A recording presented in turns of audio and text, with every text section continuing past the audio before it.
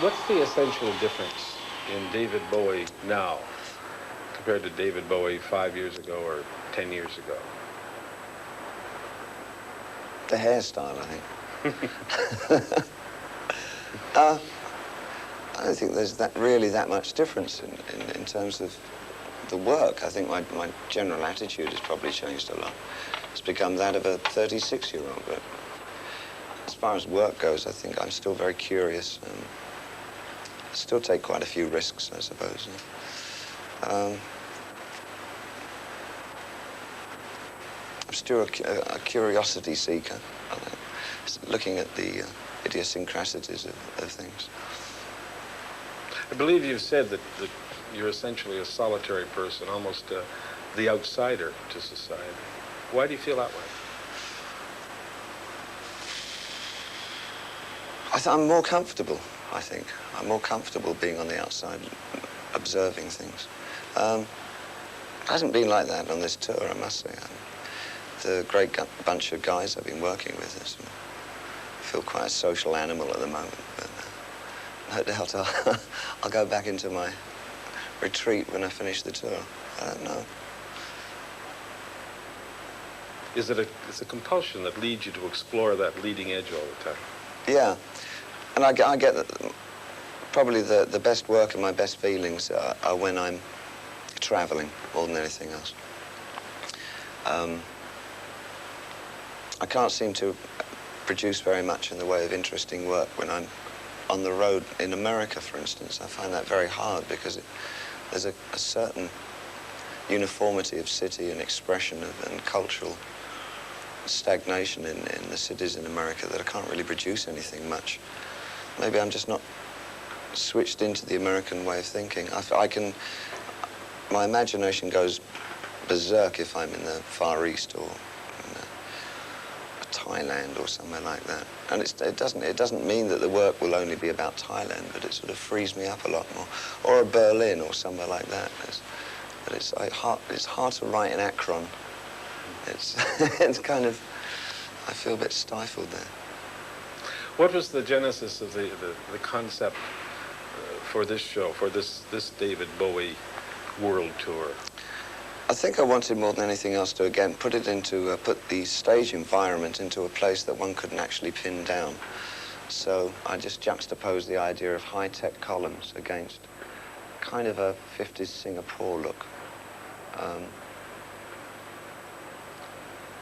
Because often the juxtaposition of two opposites produce a third kind of statement.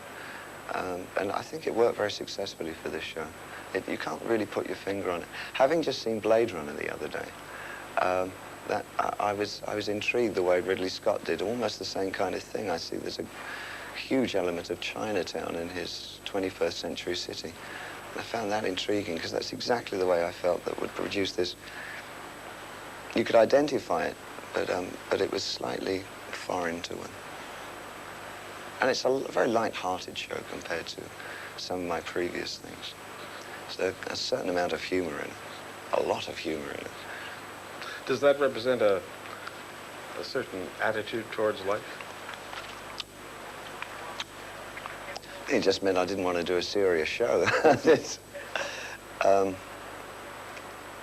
When I do a serious show, it gets analysed to death. I mean, it just becomes... and I don't agree with everything that's said about the serious shows.